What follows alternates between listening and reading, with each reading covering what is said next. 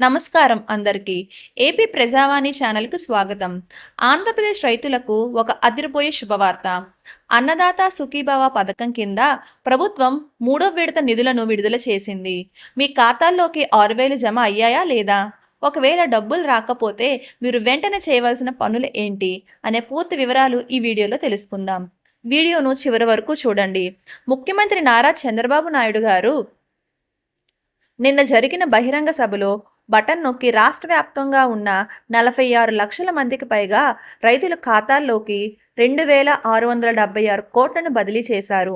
ఇందులో రాష్ట్ర వ్యాప్తంగా వాటా 4,000 మరియు కేంద్ర పీఎం కిసాన్ వాటా 2,000 కలిసి మొత్తం 6,000 రూపాయలు మీ అకౌంట్లో జమ అవుతాయి.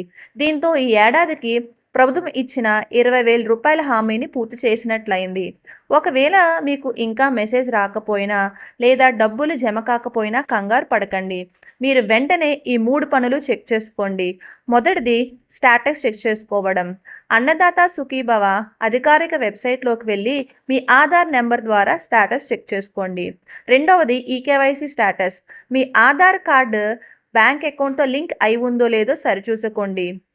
అన్నీ సరిగ్గా ఉండి కూడా డబ్బులు రాకపోతే ప్రభుత్వం సూచించిన 1800-425-5032 లేదా 155-251 నెంబర్లకు ఫోన్ చేసి ఫిర్యాదు చేయండి. ఈ సమాచారాన్ని మీ తోటి రైతులకు కూడా షేర్ చేయండి.